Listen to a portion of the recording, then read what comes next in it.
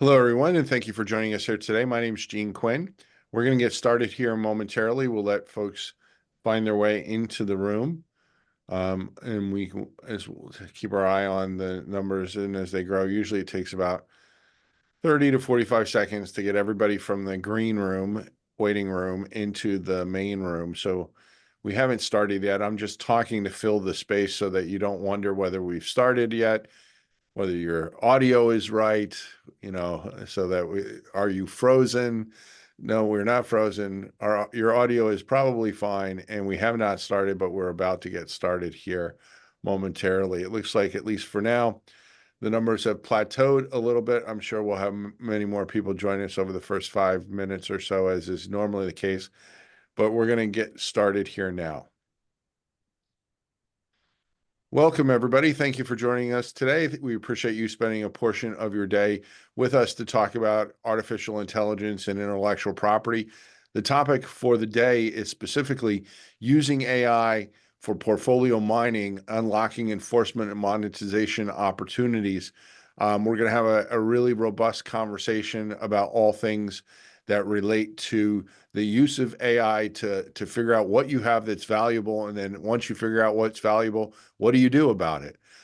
So I'm going to throw it over to Renee to introduce our panel of speakers, and then we'll be off. So Renee, take it away. Certainly. So on our panel today, we have Jay Kesan. He is a patent attorney and founding member of Key Kesan Delman PLLC, a well-recognized and accomplished patent attorney with over 25 years of experience. His work encompasses all aspects of patent enforcement, patent strategy, and licensing.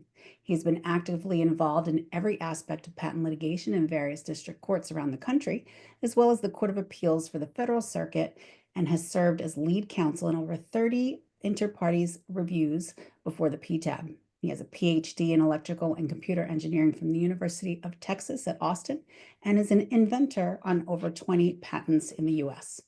Next, we have Cooper Veet. He supports partnerships at Garden. Cooper comes from an IP strategy boutique consulting background as an associate at Sherper Technology Group. Prior to joining Sherpa, he invested in deep tech startups as an analyst at an applied science and industrial venture found in Cambridge.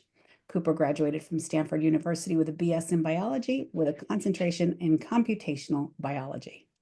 Next, we have Adi Siddhapara. He is the founder and CEO of Garden, a software startup that builds AI tools for patent practitioners and R&D specialists. He was formerly an AI researcher at various life sciences labs and received a BS in computer science at Stanford University. And last but not least, we have our moderator, Gene Quinn. He is a patent attorney and a leading commenter on patent law and innovation policy. He founded IP Watchdog in 1999 and since has twice been named one of the top 50 most influential people in IP. He's regarded as an expert on software patentability and U.S. patent procedure and has repeatedly been recognized as one of the top IP strategists in the world. Back to you, Gene. Great. Thanks a lot, Renee. And thank you again for joining us here for this conversation. And as you know, most companies do not fully monetize their IP portfolio, not at least to its full potential. That's the topic of the day. We're going to talk about it, the ins and outs. We're going to talk about how you actually do it and how you actually should be doing it as well. So we have a PowerPoint that has been prepared. So I'm just going to kick it right over to Addie to get us started. If you have questions, I'll be monitoring the Q&A box. So send me your questions. I'll get them introduced to the panel as I can. And then if you want to chat amongst yourselves or if you have technical issues, go to the chat. We also have someone from Garden monitoring the chat. So if you have a very specific question and you want to ask it there, we'll get an answer there as well. So gentlemen, we are off and racing, and Addie, I turn it over to you. Perfect. Thank you so much, Gene. Thanks, Jay, for joining us and making this happen, and Renee for setting it all up. My name is Adi. I've done this a couple of times, and every time I come here, I think about what's changed since the last time we spoke. And a lot has changed since the last time we spoke, especially on the AI side. And I think it's really important to understand where we are in terms of the inflection point of the S curve of AI improvements and the way the models have been coming up and how we can apply it to IP. So what I wanted to do today is kind of go through again the evolution, just to understand how breathtaking the improvements are. And today is an especially interesting day because in an hour, we're going to be hearing about one of the biggest frontier labs releasing the latest generation of models that we're implementing here in our tool as well. And you might have heard of it, but it's GPT-5. And understanding the improvements and step function improvements that have made it to come to this point is going to be really important. So to start off, understanding the way that computers understand words is super interesting.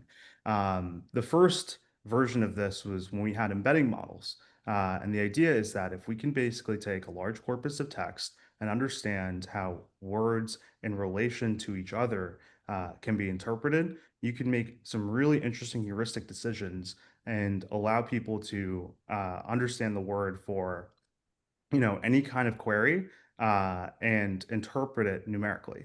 And because of that, we had really interesting ways of dissecting big data sets, the internet, any kind of literature, but it lacked in one thing, which was context. And that's where the transformer came. With the transformer, we were able to essentially take a lot more context and fit it into these embeddings and give richer data, richer understanding of how certain words might relate to each other. And that was this, seminal paper with Attention is All You Need. And that led to the generated pre-trained transformer, which essentially allows you to take a lot of this data and actually feed it forward and generate new text. And that has just led to, what you use in ChatGPT and in Claude. But the evolution of this only has happened over the last 7 or 8 years. But then since ChatGPT came out, there have been such step function improvements in what is called post-training, which is essentially these reasoning models. And that's what we're going to be discussing a bit more today. So kind of like I mentioned before, early NLP allowed you to do sentiment analysis. So if it was positive or negative connotations for certain words, named entity recognition, so being able to pull up proper names inside of sentences. And then with word embeddings, you can do summarization, you can do semantic search, so being able to search not based off of keywords, but based off the context of the text, and better NERs. And then with the transformers, you basically got richer data sets being included into the training of these embeddings. And with the scaling laws, you've basically seen that the more data that you feed with more compute, which is more GPUs and data centers, we just lead to such significant improvements, both on the pre-training side, which is actually just creating the embeddings, but then the post-training side, which is, okay, I've set together, a set of embedding models to essentially create new text, but then how can I actually use that new text to interpret chain of thought? And that's what's going to be super important today. With reasoning models, what you can essentially do is similar to the back and forth you would have with ChatGPT before GPT-03. You can essentially now have the model self-critique. And the idea around it is that it'll basically spend a little more time thinking about the question you gave it, break it into tasks, and then execute those tasks and come up with a proper response. And with the newer models, what you have is these frontier labs have essentially gone out and worked with a bunch of experts in the field, whether it's in coding, in life sciences, in any part of academia, and have come up with these really rich data sets around how these people kind of think about questions that are asked to them, and then turn them into a series of tasks, and then how they answer those questions. And with that rich data set, we've actually come up with really complicated reasoning models that can, across different domains, solve really interesting questions. And in the realm of legal generally, this basically means that there's been an improved analysis of like super complicated legal tasks and documents and queries. And what this has actually led to the direct reduction in is hallucinations. So for a really long time, the biggest issue with GPTs was that, hey, I gave it one query, but it completely made something up. And with self-critique and these reasoning models, you actually reduce that. And on top of it, it has more context across different domains, which just leads to better results. So now the question is, if you have these reasoning models that not only are trained with more domain-specific data, but have more compute behind them, and we already see this with the hundreds of billions of dollars of CapEx in the US and across the world around setting up these data centers and buying GPUs. Um, what does that mean in terms of our specific field, in terms of IP? And that's what we're really excited about. We think that because now the cost of compute has gotten lower, the cost of token generation has gotten lower, we can actually not just use these models for a one-off task, but at scale for portfolio mining. And these can answer really interesting questions around how do you find litigation grade assets? How do you triage and value these assets? How do you characterize the general market landscape? And then most importantly, how do you look for new licensing opportunities? So before we get into this new realm of portfolio mining, we wanted to ask a set of poll questions.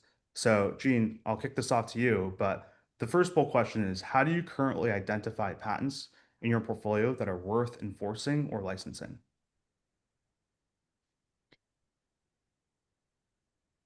So we're getting the poll question answered right now. So if you have a moment to give us an answer, that'd be helpful. Give us an idea of what it is that you use will help influence probably the rest of the conversation that we have here today so that we know who we're talking to specifically.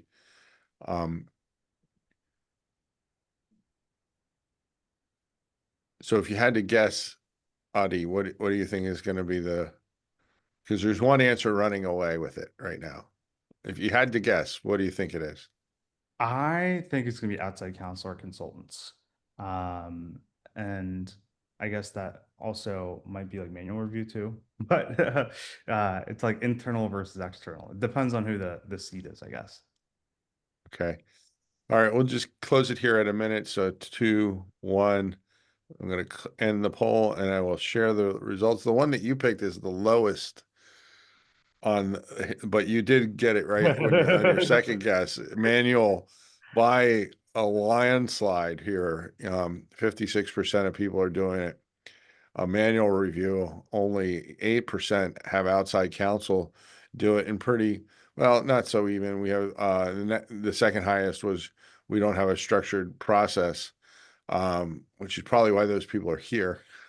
So hopefully you'll have a structured process by the time this webinar is over, and then spreadsheets. So I mean, maybe not terribly surprising. Jay, any quick thoughts on this? I actually thought that's exactly, that's manual review is what I would have guessed. Yeah. Because Okay. And that's Cooper, what's been going on for decades. yeah. Cooper, I see you shaking your head. Did you expect these results? Jay is here for a reason. All right. So we're going to stop sharing that one. And I think we're going to do the second poll question back to back here, right? Yeah. So the second one is, what is the biggest blocker when it comes to identifying patents for enforcement or for licensing?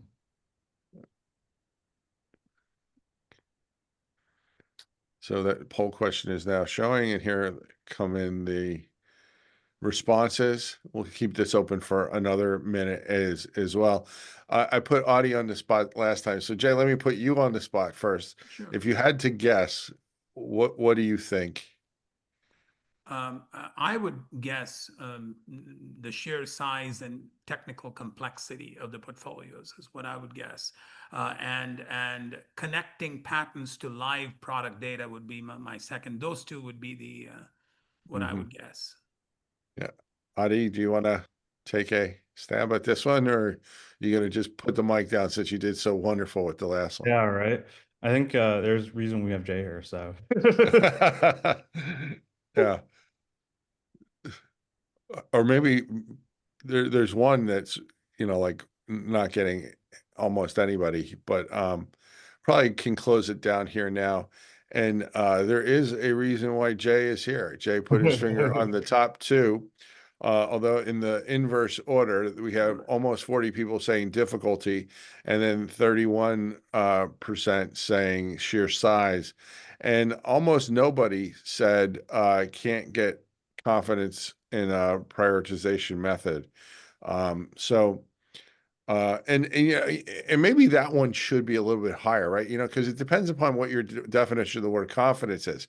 Because there's a certain amount of reading of tea leaves that go into this from the very beginning. And that's one of the exciting things I think about AI is because it can take away the need to read the tea leaves, and you get, I think, much better, crisper, cleaner data that will let you make more informed judgments. So hopefully that's a thing of the past, but we shall see. So, all right, so I'll stop sharing, and Adi, I'll turn it back over to you. Yeah, and Gene, something that I kind of took away from that, I think there was like 93 respondents out of 150 participants in the webinar, but a bulk of them actually do active portfolio mining, which means Yeah. that it's actually a consideration that a lot of folks are thinking about, which makes total sense. And I'm gonna let Jay take it away on the next piece, which is how does this happen today? So Jay, I would love to hear it from you. Yeah, I mean, going back to what we were saying about either doing things manually or just a little bit better than manually, maybe writing a little scripts and doing a little bit of, spreadsheet type analysis. Just imagine that you are representing the research institute or a university or maybe even a company with, say, 1,000 patent portfolio. One of the first tasks that often people do is just depending on what it is, they lump it into technology categories. And then, it could be something as broad as saying, hey, these are, this semiconductor patents, these are wireless patents, or these are, medical device patents or biotech pharma patents. And so you kind of just lump them into based, and sometimes you can use the classes and subclasses of the PTO to do the same thing. But let's say if it were a company, imagine if it were a wireless company, then all 1,000 patents are in the wireless space. You might think of making it more granular and say, hey, these are some patents related to modulation coding schemes. These are patents related to power battery usage or communications in challenging environments.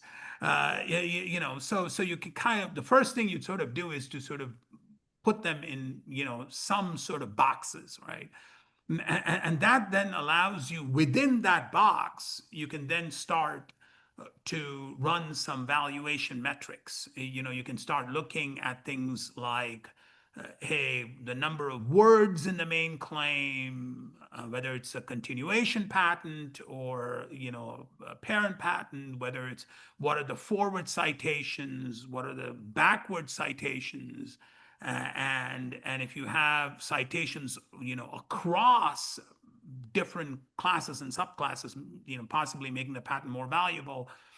So all of these sort of informations can be put on a spreadsheet, and then you can sort of rank order the patents, for on each metric, you can sort of give them a rank between 1 to 5. And you could sort of say, hey, you could just simply even use one patent in the portfolio as the baseline where everything is, say, 5 with the highest score, whatever it is, and then rank relative to that. And then you can then come up with a composite score by looking at all of these valuation metrics for each of the patents. And that then now, if you're sort of sufficiently adept at doing a little bit of, empirical analysis, you've kind of at least boiled it down in a somewhat systematic way from, 1,000 patents to say, 80 or 100 patents. And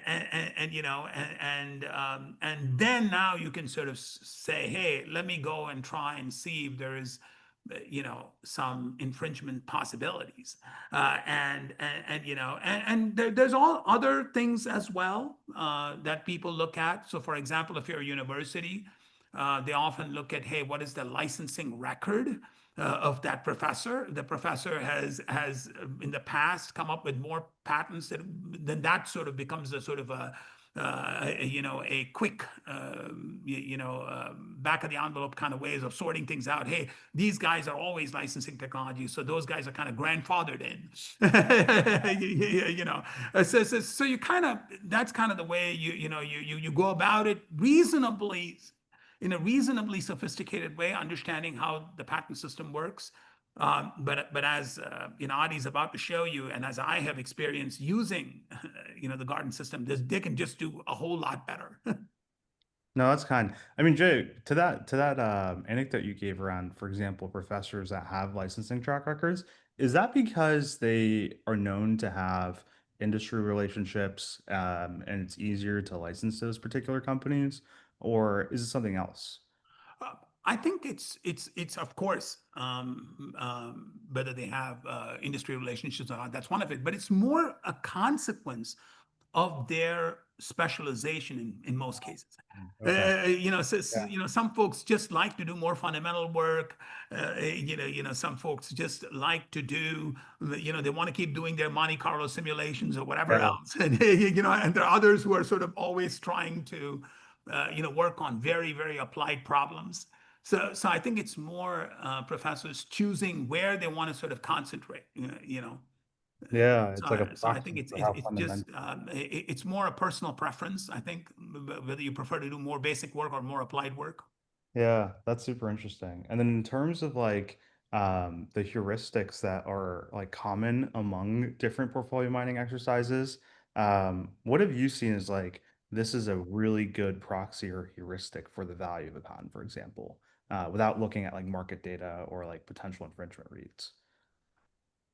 If I were to pick, I would pick a patent with which is typically a continuation Yeah, because you've allowed some time to pass and for technology to develop. Continuation patents, I think that's one of the things.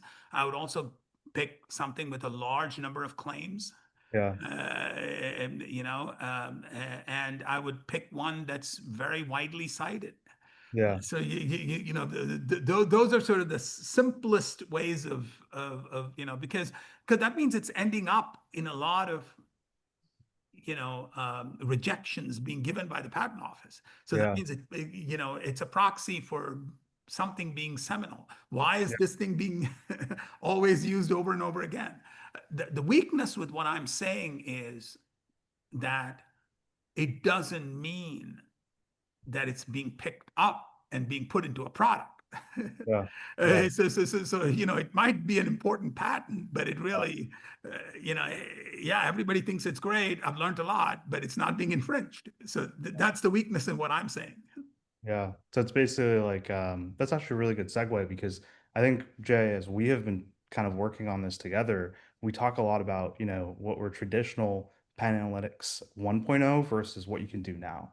And there are informative heuristics in traditional pen analytics, right? Around forward citations, around claim count and how long the independent claims are, things like that. And that's something that we think about a bunch because we need to be able to use those along with these new methods around infringement reads to give models more context. And that's what we're really excited about. I think kind of going back through what the issues are today, it's spot on to what Jay was talking about. And I think what a lot of the folks that responded to the polls talked about. Incredibly manual. Limited time and resources around going through, and as a result, a lot of things fall through the cracks of like just manual grunt work, and it neglects the final most important thing, which is what is the real world applicability of this technology, and as a result of not being able to look at traditional analytics along with the real world data, the key enforcement assets are oftentimes overlooked, and as a result, it's just a low ROI exercise. Folks probably stop before they get to the root of it. And that's something that we want to kind of alleviate. And that's how we thought about the product too. So the way we think about it at Garden is that we want to be able to essentially take your traditional analytics a step function above by marrying it with real world data. And the way we think about it is that, you have your traditional IPMS methods of analytics, but then how can you filter and cut through it with smarter classifiers that'll go through and understand how a particular asset is in view of the entire portfolio, understand what the prior art landscape looks like in bulk across the portfolio, but then also on particular assets. And then using a mix of those methods with analytics, coming up with custom formulas and looking into litigation, looking into citations, combining those two. And that's what is the best way to cut to a set of assets that you can actually map for infringement. But for a really long time, it would be these heuristics that would get you to those assets and then grunt work on top of it around mapping them to infringing products. But with this new world that we're in, we can not only do that in an automated fashion, but we can also do the infringement reads in an automated fashion. And that is what allows you to actually go through an entire portfolio way quicker than, spending a lot of time and money on it, basically. Um, and I'll let Cooper kind of walk you through this. So Cooper, take it away. Great. So the headline features that we've introduced that take us from kind of like the tea leaves paradigm to something different is the ability to apply in bulk Garden's best-in-class invalidity module and our infringement module. So our invalidity module is something where you put in a patent, it's going to do an agentic search over all the art, return the best art, and then line it up by limitation. You can do a lightweight version of that in our platform. And with infringement, similar thing, you put in a patent, it tells you all the possible companies who might be using this. Then you can go in and chart it against either their website or like a consultatively prepared data set. We do a lightweight version of that per cell in our platform. And so that takes you to like the questions that really matter, which is like, is this a high quality patent? And more importantly, like who is using this and are they using this? And do I have like a strong licensing case? That takes us into the other features that are a little bit less intensive, but they're just as powerful. So one is the fact that you can define your own formula. So whether it's a continuation, the number of citations, you can choose how you want to combine that data and make your own score versus like the proprietary Garden score, however you want to do it. And then the other thing is that you can just ask an LLM a question. So not just like a classifier, but actually like write a 5-paragraph essay in each cell about who are the competitors to my company, or like the one I have here is like likelihood of discretionary denial. And you can give it instructions on like, apply this formula or, apply this general reasoning framework. Whatever you can think of, you can ask, and that will be an annotation. And so people build crazy waterfalls. Yeah, and that's I think the really cool thing. It's that for a really long time, it was hard for you to pass through millions of tokens into these systems. And when I say long time, I mean the last like 2, 3 years. Um, but to pass millions of tokens through the systems and actually have the confidence in the results it came up with. We don't want to be in a situation where you might put in 1 million tokens, you get out 1 million tokens that you have to review, because that's not really saving time. But with this bulk mining, you can come up with these really interesting waterfalls where you could take like previous columns that you've generated and then feed them forward into new columns and then use that to basically cut through it all. And as a result, we can come up with really interesting ways and methodologies that, we have folks come up with like Jay into our own system. So uh, with that in mind, I wanted to go through. So this is what we're gonna do. We're gonna basically show you guys a video of how this works in the system. And then the second piece is that before we get into that, we're going to have some additional poll questions. So let's start off with the additional poll questions first. So poll question number 3, I'm going to launch now. It's what is your team's top priority when it comes to monetizing your patent portfolio?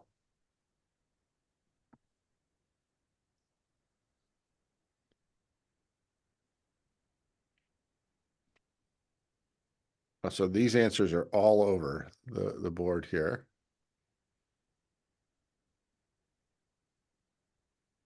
Watching them come in real time. I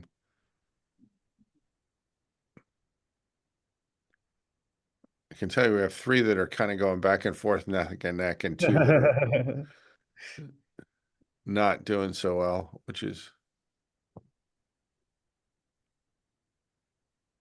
So I'll leave it open for another few seconds here. So get your vote in if you are interested in getting your. We've got over 60% of the audience that has responded. So I'll end it here now and we'll share the results. So the winner here by not a lot, launching or expanding licensing campaigns for revenue generation, largely neck and neck with connecting IP to competitors' products, which not far behind is identifying enforceable patents. And that's really the name of the game, all 3 of those things, really. So you can make a case of any one of those being the priority, but I think you got to do all 3, right, Jay? Oh, you're muted, Jay. Oh, we can't hear you, Jay. You're muted. Sorry, I guess I was muted. I was saying it's really 2 sides of the same coin. Yep. And in order to do 2 and 3, you have to do 1. In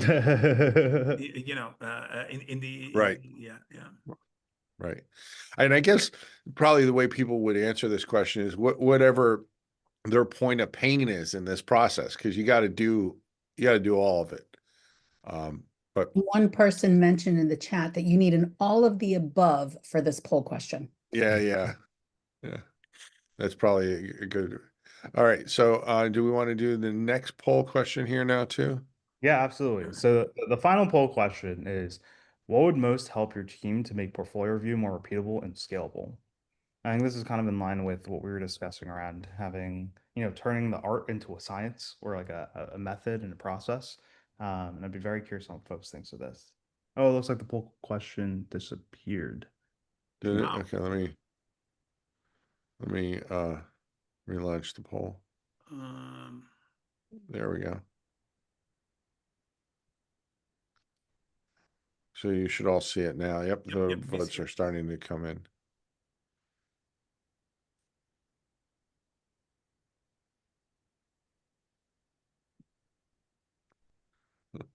And we do have all of the above for this one. Right.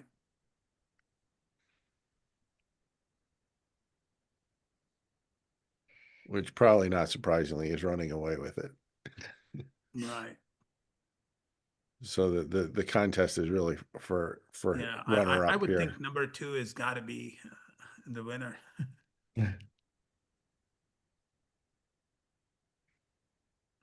I mean, the most So interesting thing is, oh, sorry, continue, Gene. no, go ahead.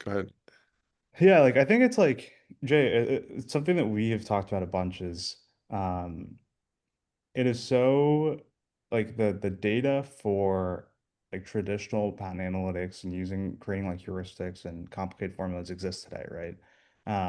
But even if that process is tedious and cumbersome, I think the thing that it doesn't take into picture is like the market data, the real world data.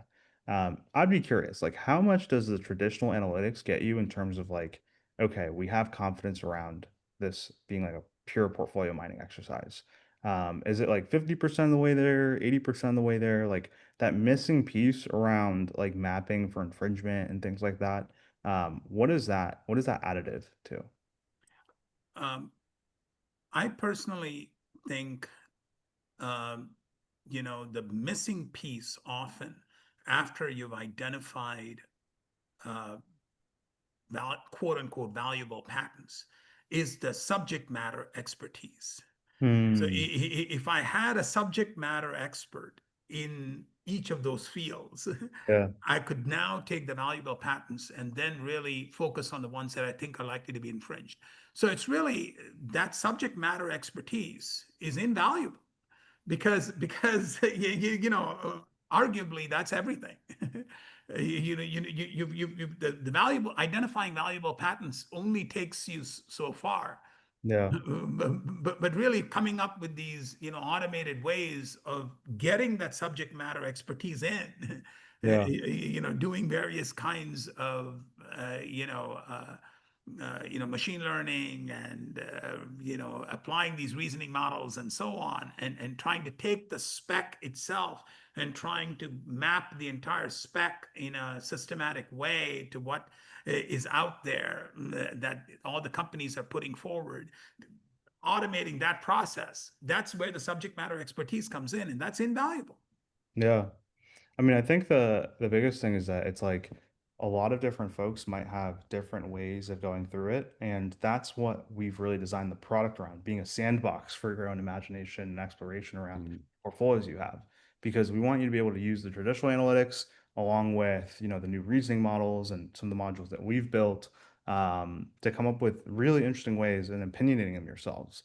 And that's what we're going to get into. So in this video that we're going to be sharing, we're going to be mining a portfolio from university, and this is our own way of doing it, but there's many different ways that you can do it with the system in mind.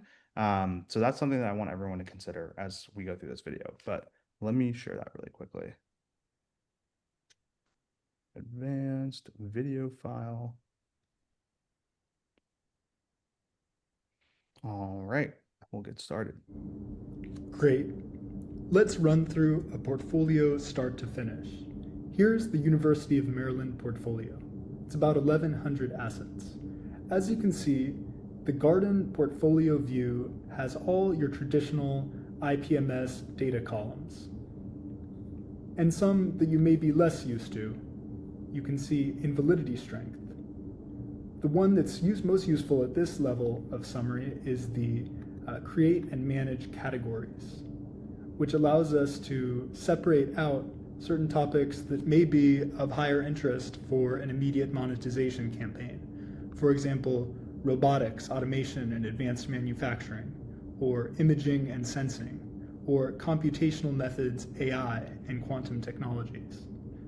Let's pull these ones out and get into a more in-depth view. So now we have 200 patents that we're looking at. This is a mix of apps and grants. And we're going to be able to see, again, all our traditional IPMS data, as well as a new set of categories. So now our categories describe things like quantum technologies, and optics and photonics, and networking and security, and robotics and autonomous systems. We can generate helpful strength scores to help us understand this set of 200 mystery patents beyond just the categories. But what's nice about the Garden platform is that you don't have to rely on these kinds of little heuristics. You certainly don't have to rely on our version of the heuristics. What we allow you to do is take things like forward citations, logical statements about your smart annotation columns, however you decide those. I did one for other private assignments on these patents. Usually means that it's stronger, maybe a bit more complicated ownership-wise, but certainly stronger. And we can combine those to make a combined strength score. So here we have some mix of the word count and the forward citations, and this is whatever you want. So whatever you've found in your experience is helpful for the type of portfolio that you have or are interested in. We give you full control. And what's more powerful than those kinds of standard heuristics and formulas is the ability to just ask straight up questions about every single asset that's in this portfolio, similar to what you might do when hiring a consultant. So here we might have, just summarize this patent for me. Do you think there's any use in industry? If this thing drives revenue, how does it drive revenue? What is the key limitation in your understanding of this patent's claims?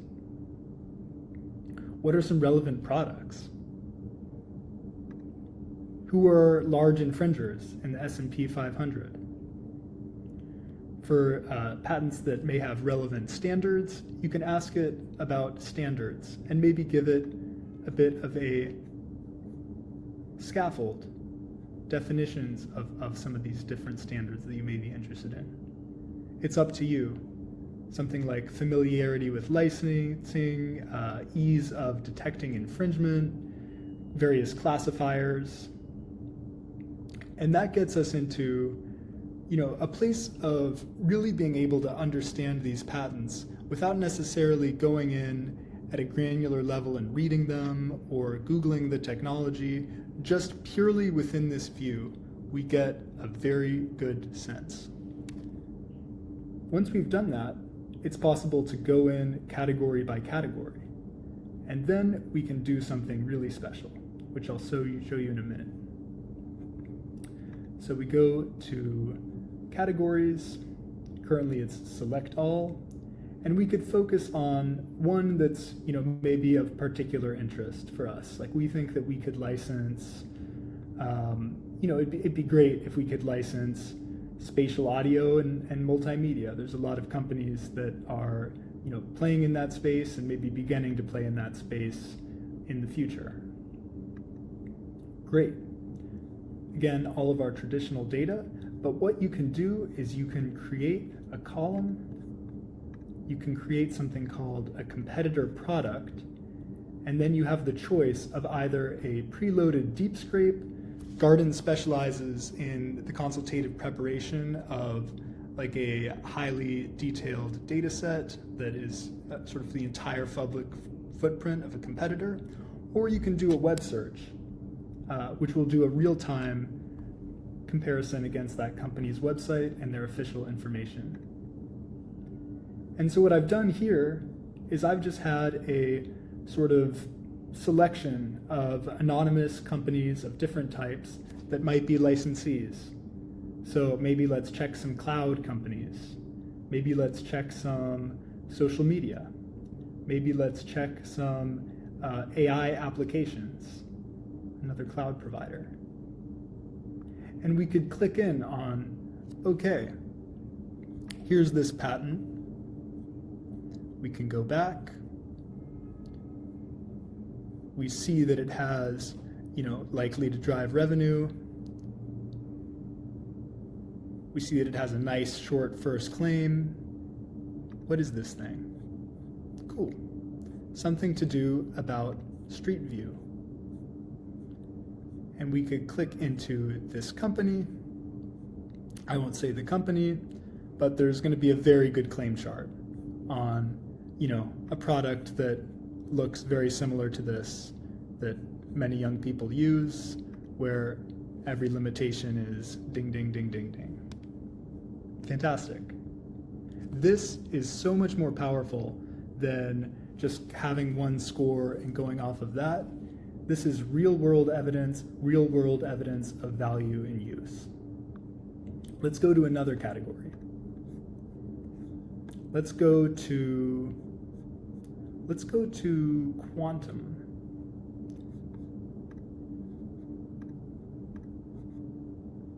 Quantum technologies. Very interesting. And from quantum technologies, we can see that, these are very hard patents to understand. If I had to reason from first principles which ones of these patents were stronger than others, I would very much struggle. But the beauty of the compare to competitors module is that I can just visually see a comparison by strength of evidence with some of these companies. Great. Here is a large quantum lab, and we can see some high overlaps. Let's jump in.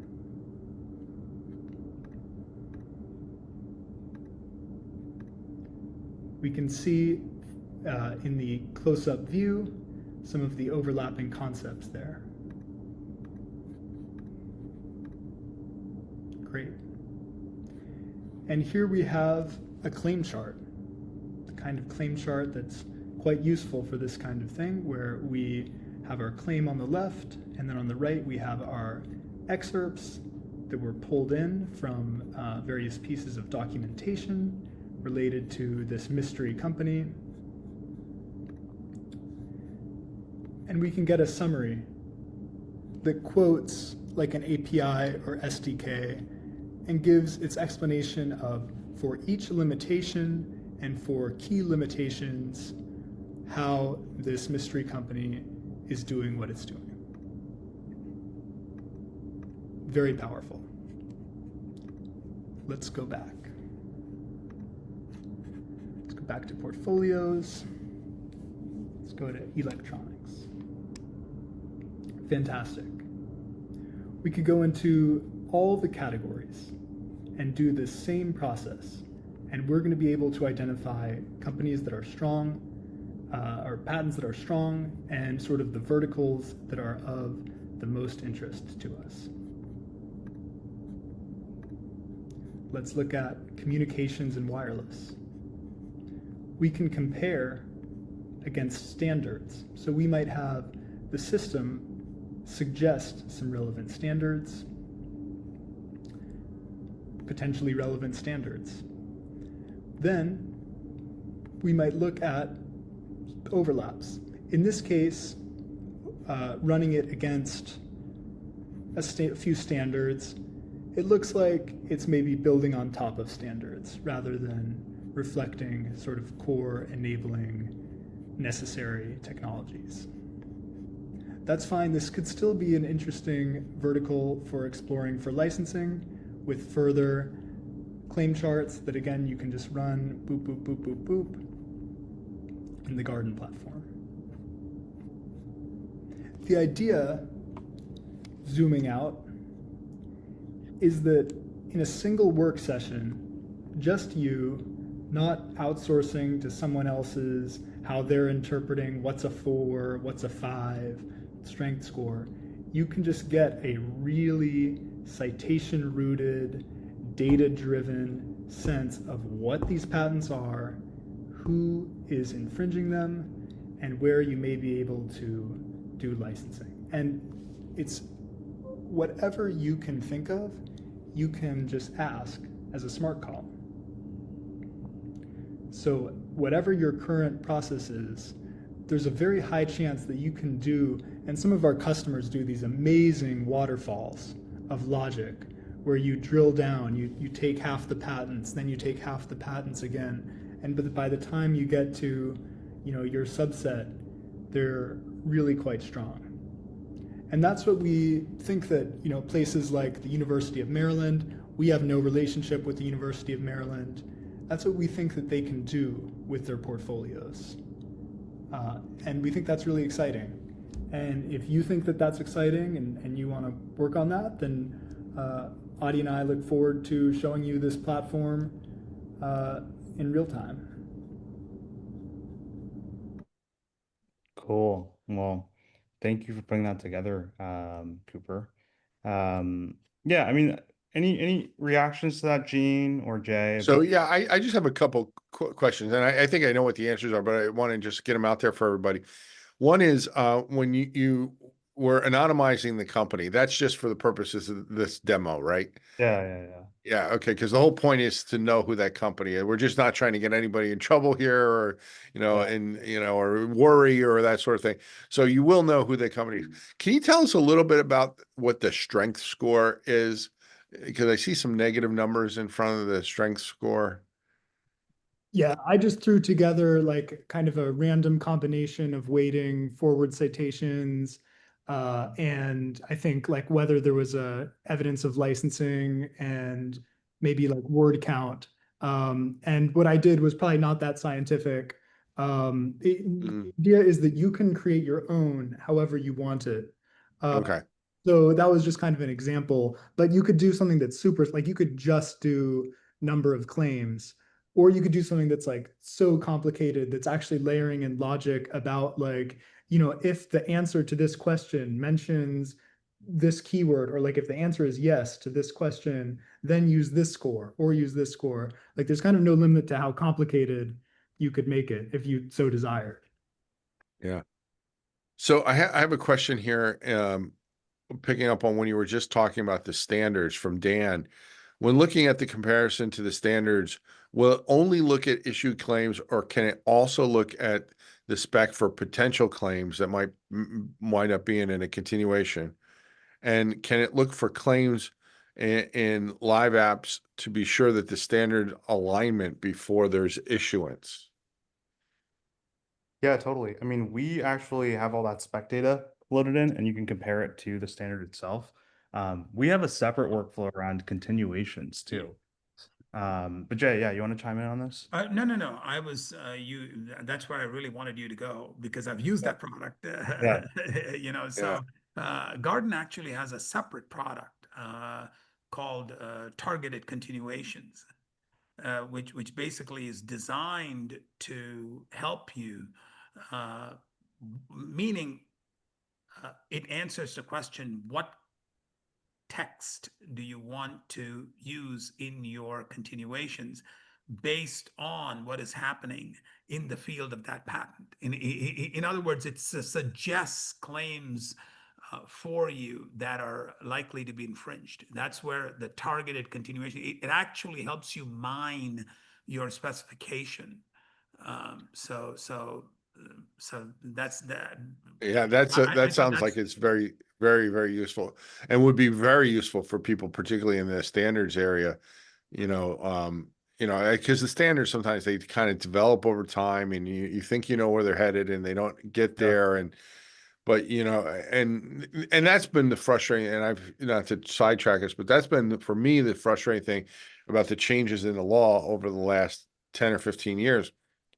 Most of these things that have got caught up with 101 and then also some 112 issues, it's not that there's not an invention there. It's, you're trying to describe these to get the claims you need for a certain error, for a certain set of legal tests, and then they change the legal tests, and it's like, oh my, like, well, if I had known that, I would have drafted these claims different, but there's still stuff in the spec that's there in a large number of cases, maybe not in your Amgen type scenario, but in most of your cases, there's plenty in the spec. So running that would be incredibly useful. We got a couple more questions, guys. I'm looking at the time. We get some time to get them in. From Sharona, can you talk more about the criteria of availability to create the formula to score the patents? Will it analyze the syntax of the patents? No, that's a great question. Yes, we can basically use like the smart columns and give it custom instructions around certain things that you're looking for any kind of text-based query, and then have it output like a number, and then use that to feed forward into a smart formula. So that's what a lot of people do, where it might have certain recommendations and ask for a numerical output, and then you can use that into a numerical formula. And we've like Cooper alluded to, people have gotten pretty crazy with the waterfalls. So you can do some really interesting heuristics around, hey, we compared it to these 10 companies. I want to know what products, the number of products we had from each one of these companies. And then doing an additional search around what is the type of prior art that exists out there, and then understanding, like, based off of a weighted average, what a heuristic might look like. And you can also feed in like the claim counts and the length of the claims and all that kind of stuff. Or the number of limitations. Yeah. Great. So, the last question we have here now, and if you have any other questions, folks, I know we got some people communicating in the chat, and we'll make sure that we follow up with everyone after this and get specific information. But Troy asks, what is the easiest way to self-monitor patent apps citing your company's patents without doing repeated searches? So I guess the question here probably about monitoring, right, Audie? Yeah, yeah. So we have a tool in our targeted cons workflow called After File Intelligence. And the idea there is that not only will it give you monitoring on patents that cite yours, but it'll also do a forward art search using LLMs and reasoning models to find other patents that have similar key limitations to yours or have been your limitations basically map to their spec somehow, or points of novelty. And that's something that we're really excited about. And a lot of big companies use us for that. So like for context, we work with some of the biggest like semiconductor companies, consumer electronic companies, litigators, funders, and it's because of like the suite of tools that we have. And on the in-house side, it's really around like this after-filed intelligence and monitoring like continuation opportunities, for example. I know you're trying to maintain confidentiality, Adi, but you're these guys work with some of the largest companies out there for mining the claims for targeted continuations. So their products get used, and it's quite impressive. And probably doesn't need to be said with this audience, but I'll just say it just in case, we have some folks that are new to this out here, but the continuations are where the value is, for a whole host of reasons. One of the reasons, I was just sharing this with somebody recently. Remember, Ray Niro always used to say, you don't settle a patent litigation because of the claims that you're suing on. You settle a patent litigation because of the claims that the other side can't know whether you're going to get or not, that are going to come out of your continuations. So the global license settles all problems, at least when you're dealing with people who really want to get to a solution. And there's no solution for dealing with, certain companies. You all know who I'm talking about. But if you're dealing with people that want to get from where they're at now to the end of a dispute, they're going to want a license, not just for what you're suing them on, but they're going to want a license to all your pending applications as well, so that they don't have to worry about this, right? So the continuation is where the value is. And anything you can do to get better continuations, smarter continuations that are purposeful, is a win for the patent owner. Not just a win, it's like a grand slam for the patent owner. Because it also, and I'll throw this out, and then we'll go around the horn and we can wrap up. But it also makes your continuations strong and purposeful, which will take less budget, which today is so important. Rather than shotgun with your continuation strategy, it can be hyper focused. Yeah. All right, I mean, gentlemen. Well, this has been a fascinating conversation. I see from the chat there's already people who are looking forward to getting a demo from you guys. But let's go around the horn and give people your takeaway message from today. Cooper, we'll start with you. Adi will give you the final word. So, Cooper, you first, then Jay. Yeah, I look forward to hearing about all the different technologies that people are involved in. Awesome. Great. Thanks a lot, Cooper. Jay, your takeaway message today.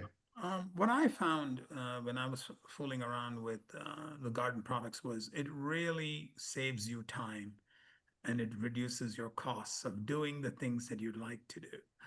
And it's really not as time intensive or feel like it's gonna just be going down some rabbit hole. You can actually try a bunch of things rather quickly and efficiently. Yeah, which is important, very very important. So I really appreciate. And it's good to see you, Jay. It's good. We fell out of touch a little bit. Let's let that not happen again in the future. So thanks for being here. Absolutely. And Adi, your final word goes to you. Yeah, look, it is my commitment to the IP community to build products that use the reasoning models to the best of their capability. And there are so many interesting ways to do it, and the frontier keeps on being pushed. And I want to make sure that I deliver the most value to you all based off of that. And we've already seen the differences that a couple months can make. And as a product company, we invest a lot in engineering and having the best engineering talent. And everyone here grinds. So all we ask is for a shot and an open mind, and we'll try to impress. So that's what I'd take away. Great. Well, that's awesome. And truer words couldn't be spoken. If you haven't been paying attention to the evolution of the product, things change in this space exponentially, to say the least. So if you liked what you saw, if it intrigued you, reach out and we'll make sure that If you reach out to us, or you can reach out directly to Garden, we'll make sure that we get their information to you and get anybody who's interested in a demo.